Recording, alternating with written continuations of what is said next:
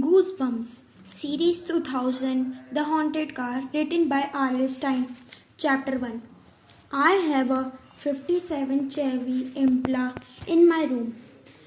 It's two-tone blue and red and silver. Fail detailing on sides and fins. And I have a 92 Firebird V8 with a twin cam engine and a black leather interior. And I have an 83 silver Camaro that I haven't finished putting together.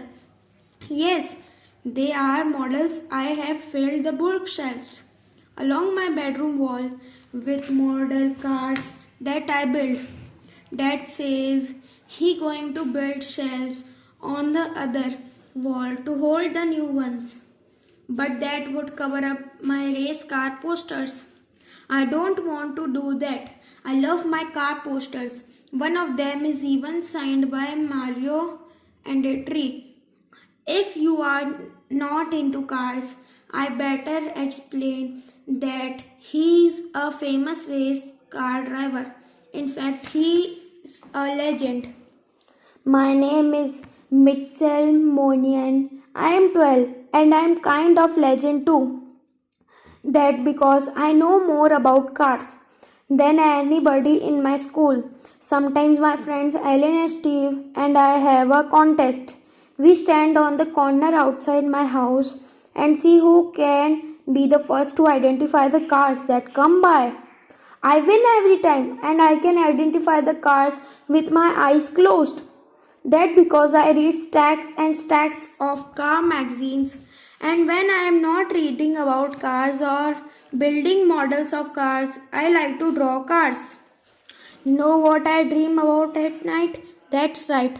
I dream that I am driving cars. Anyway, I guess my story starts on a peaceful Saturday afternoon. It had rained all morning and few raindrops blown my mind, still trapped against my bedroom window.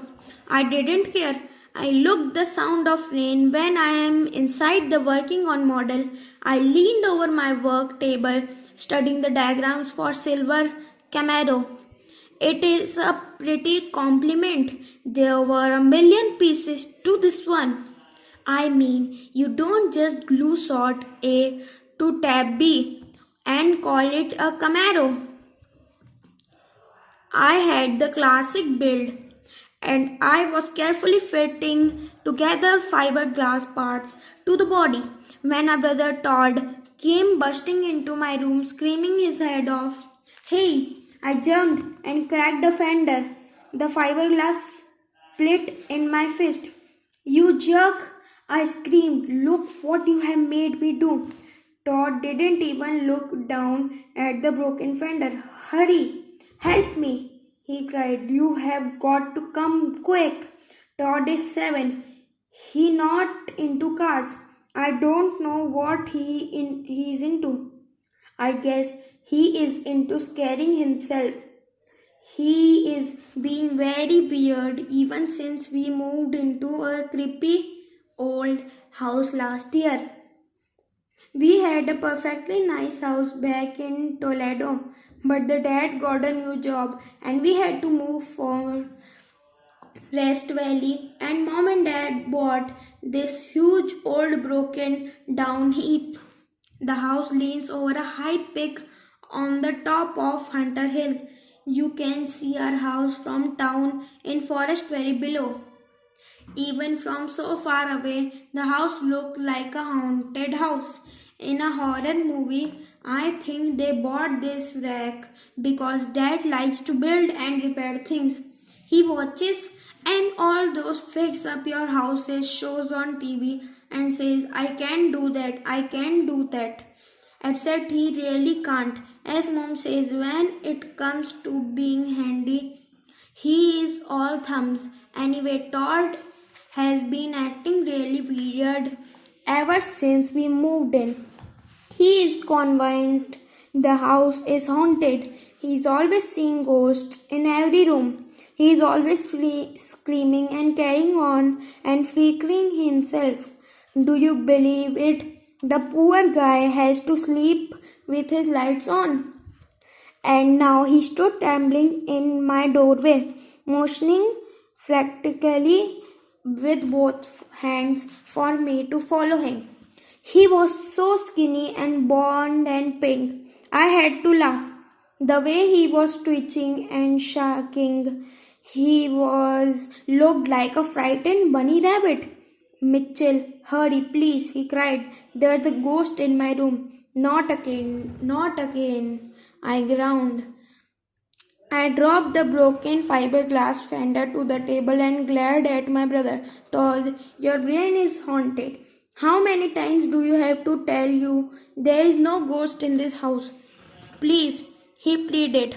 Have you been reading those scary books again? I asked. You know you are too young for them. No, really, I am not making it up this time. He insisted. He turned and gazed down the hall, inquiring all over. It's down there. Okay, okay, I muttered, climbed to my feet, shaking my head. You wrecked my Camaro. Fender. Theirs did better be a real ghost this time. There is, he muttered. For real, in my closet, I saw it.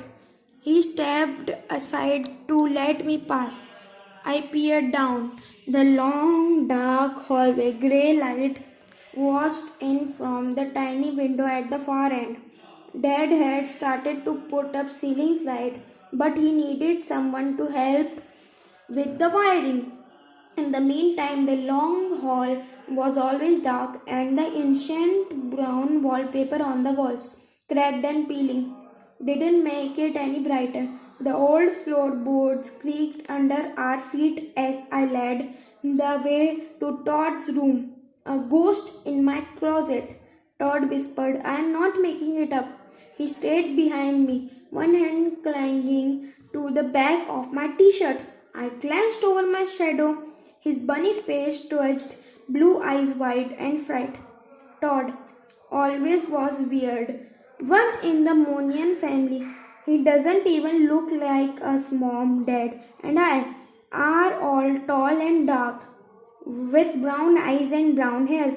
I stopped at the doorway and peered into Todd's room. Gloomy grey light washed over the room from the rain spotted window. Do you see it? Do you see it? Todd eagerly whispered behind me, his fist still clinging to my shirt.